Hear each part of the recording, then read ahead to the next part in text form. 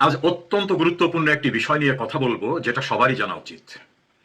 বাংলাদেশের অত্যন্ত জনপ্রিয় একটি দৈনিকের সম্পাদক, যাকে ইউনূস সরকার আসার পরে জোর করে ক্ষমতাচ্যুত করা হয়, তার সঙ্গে আলাপ আলোচনায় তিনি বলছিলেন শেখ হাসিনা নেই, তার পদত্যাগের বিষয়টি এখন আলোচনার বাইরেই চলে গেছে। এ বিষয়ে কি করার থাকতে পারে বা আইন কি বলে, সেটা নিয়ে আজ কথা বলবো আপনাদের সঙ্গে। 2024 সালে ভয়ঙ্কর পরিস্থিতিতে শেখ হাসিনার নিরাপত্তার দায়িত্বে নিয়োজিত থাকা রাষ্ট্রের সংশ্লিষ্ট বাহিনী তাকে রক্ষা করার জন্য তার জীবন বাঁচাতে রাষ্ট্রীয় প্রোটোকলে দেশের বাইরে নিয়ে যান এবং সেখানে রেখে আসেন। সেভাবেই তিনি সেখানে আছেন। তার স্ট্যাটাসটা কি? পরবর্তীতে ডক্টর মোহাম্মদ ইউনূস নামক এক ব্যক্তি প্রধান উপদেষ্টা হিসাবে দায়িত্ব গ্রহণ করেন এবং আরো কিছু উপদেষ্টারা বেশ কিছুদিন রাষ্ট্র বা সরকার পরিচালনা করেন। তাদের নেতৃত্বে একটা নির্বাচন হয়। সেই নির্বাচনে বর্তমান প্রধানমন্ত্রী তারেক রহমান এবং তার সরকার নির্বাচিত হয়ে ক্ষমতা গ্রহণ করে। বর্তমান পার্লামেন্ট ফাংশন করছে। আইনগত বিষয় নিয়ে আমরা কথা বলবো। ওই সম্পাদক সাহেব অত্যন্ত জনপ্রিয় এবং পরিচিত মুখ। তিনি বললেন, এখন তো সরকার হয়ে গেছে, তাহলে এটা নিয়ে আলাপ আলোচনা বা আইনগত বিষয়ের আর কি অবকাশ আছে? আর কোনো কিছু অবশিষ্ট নাই, এমন ভাবে তার কথা বললেন এবং তিনি জানতে চাইলেন। আমি এই বিষয়টা নিয়ে একটু রিসার্চ করলাম। সেই রিসার্চ নিয়ে আজকে আপনাদের সঙ্গে কথা বলবো। 1958 সালে আইয়ুব খান ইস্কেন্দার মির্জাকে ক্ষমতাচ্যুত করে তিনি সামরিক শাসক হয়ে যান। এটা নিয়ে মামলা হয়। সেই মামলায় তৎকালীন বিচারপতি মুনির রায় দিয়ে বললেন ডক্ট্রিন অফ নেসেসিটি, প্রয়োজনের তাগিদে তাকে ক্ষমতা দখল করতে হয়েছে বা ক্ষমতা নিতে হয়েছে, এটা প্রয়োজনের তাগিদে। এভাবে তিনি একটা ভ্যালিডিটি দিলেন ইস্কেন্দার মির্জাকে উচ্ছেদ করে আইয়ুবের ক্ষমতা দখল করাকে। এই বিষয়টি সামনে চলে আসলো পরবর্তীতে। বিচারপতি হামিদুর রহমান ইয়াহিয়া খানের ক্ষমতা দখলের বিষয়টি সংক্রান্ত মামলায় ফুল বেঞ্চ জাজমেন্ট দিলেন। জাজমেন্ট দিয়ে বললেন, আনকনস্টিটিউশনাল পারসন, অর্থাৎ সাংবিধানিকভাবে যিনি ক্ষমতা দখল করার এখতিয়ার সম্পন্ন ছিলেন না, এমন কোন ব্যক্তি যদি ক্ষমতা দখল করে, তাহলে সেটাকে ডক্ট্রিন অফ নেসেসিটি, অর্থাৎ প্রয়োজন ছিল, এই কথা বলে ভ্যালিডিটি দেওয়ার কোনো সুযোগ নাই।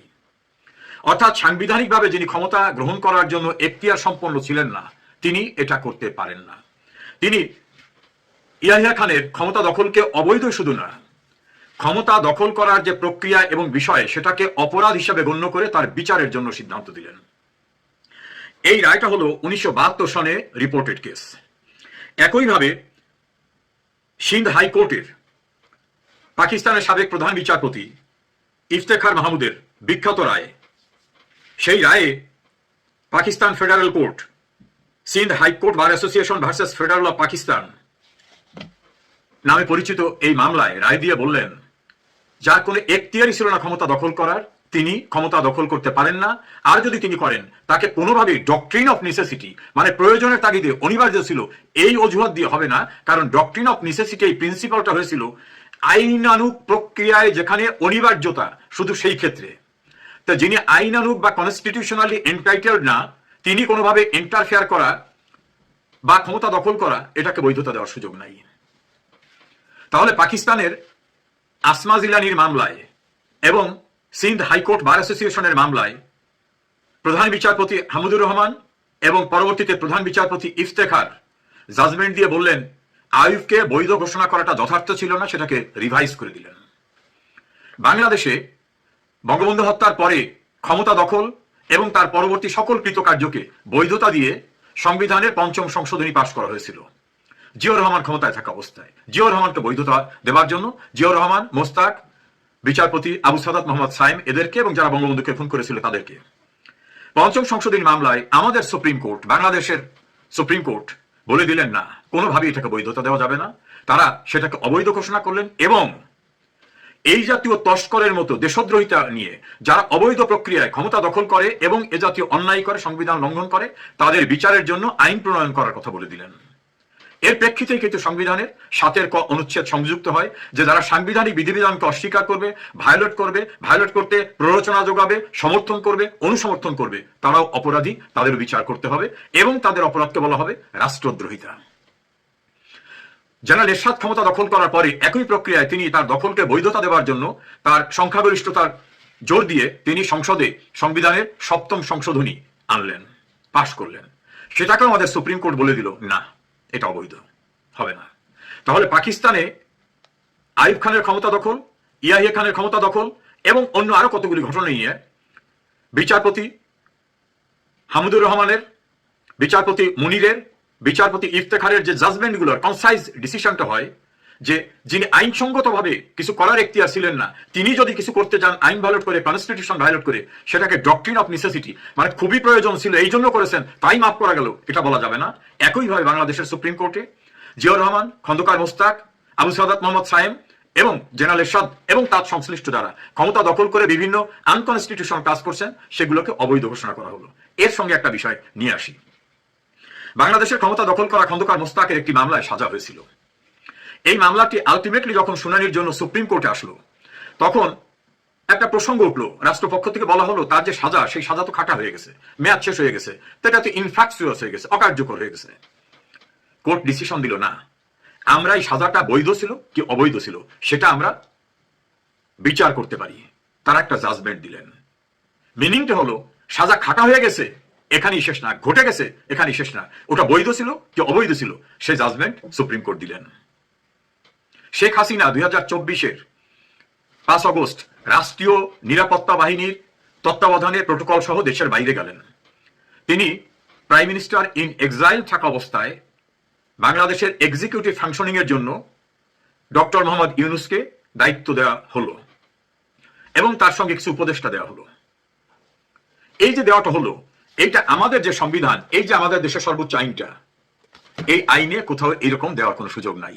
ওই যে বললাম পাকিস্তানে আইয়ুব খানের মামলা, ইয়াহিয়া খানের মামলা এবং সিন্ধ হাইকোর্ট বার অ্যাসোসিয়েশনের মামলায় এবং আমাদের 5ম সংশোধনী এবং 7ম সংশোধনী মামলা এবং খন্দকার মোস্তাকের সাজা সংক্রান্ত মামলায় যে প্রিন্সিপালটা লেট ডাউন হয়েছে তার আলোকে বলছি, সংবিধানে যেটা নাই সেটা দেওয়ার এখতিয়ার সুপ্রিম কোর্টেরও নাই, রাষ্ট্রপতিরও নাই। যদি দেওয়া হয়ে থাকে এবং তারা দীর্ঘদিন ফাংশনও করেন, যেমন ইউনূস 18 মাস ফাংশন করেছেন, ইয়াহিয়া খান কিন্তু ফাংশন করেছিলেন, ফিল্ড মার্শাল মোহাম্মদ আইয়ুব খান কিন্তু ফাংশন করেছিলেন, জিয়াউর রহমান কিন্তু ফাংশন করেছিলেন, এরশাদও ফাংশন করেছিলেন, আবু সাদাত মোহাম্মদ সায়েমও ফাংশন করেছিলেন। সমস্ত ক্ষমতা দখল এবং তাদের দায়িত্ব পালনের বিষয়টাকে আমাদের বাংলাদেশের সুপ্রিম কোর্ট এবং পাকিস্তান সুপ্রিম কোর্ট 1958 সালে, 72 সালে এবং বাংলাদেশে পরবর্তীতে অবৈধ ঘোষণা করেছে। Sheikh Hasina constitutionally legally elected prime minister, তার নির্বাচন নিয়ে বিতর্ক হতে পারে, আলোচনা হতে পারে, দ্যাট ইজ ডিফারেন্ট পার্ট। কিন্তু ইন ডিউ প্রসেস অর্থাৎ আইনানুগ প্রক্রিয়ায় সাংবিধানিক বিধান অনুসারে তিনি নির্বাচিত হয়ে আইনানুগ নিয়মে তিনি প্রধানমন্ত্রী হয়েছিলেন। তিনি পদত্যাগ করেন নাই।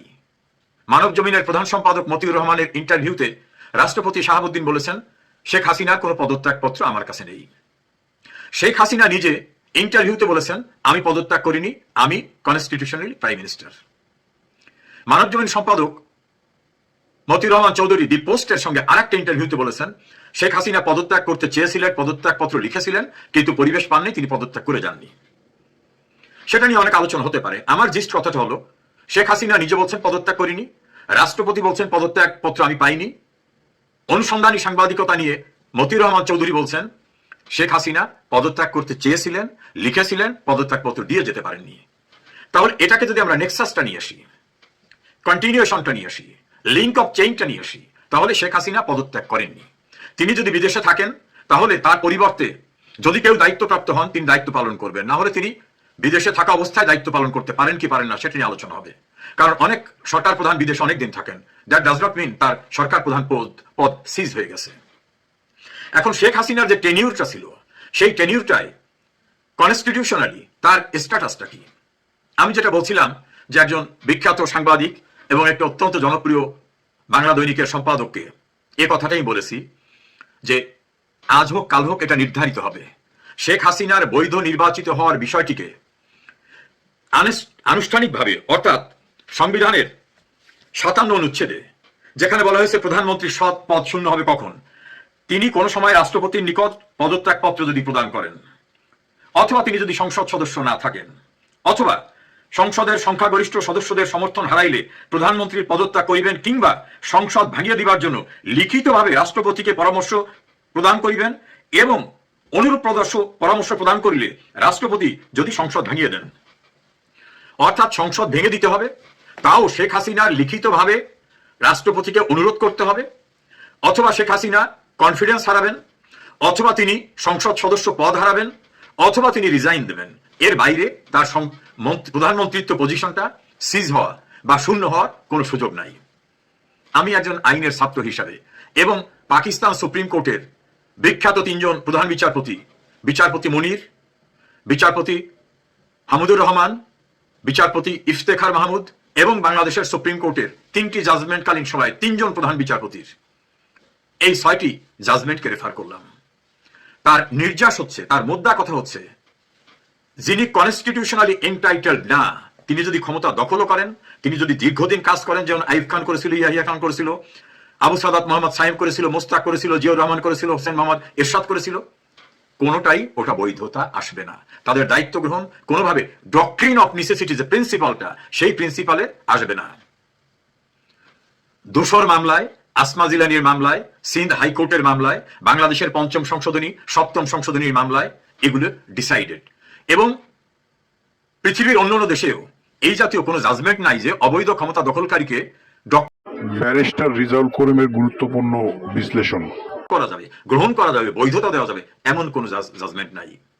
যারা বিষয় সম্পর্কে আগ্রহী তারা দোসর মামলায়, আসমা জিলানির মামলা, সিন্ধ হাইকোর্ট বার অ্যাসোসিয়েশনের মামলা, বাংলাদেশের 7ম সংশোধনী, 5ম সংশোধনী এবং খন্দকার মোস্তাক সংক্রান্ত মামলার রায় পড়ে দেখতে পারেন। শেখ হাসিনার স্ট্যাটাস লিগালি, কনস্টিটিউশনালি যে পজিশনটা আমি কতগুলো জাজমেন্টের আলোকে বললাম, খতিয়ে দেখুন।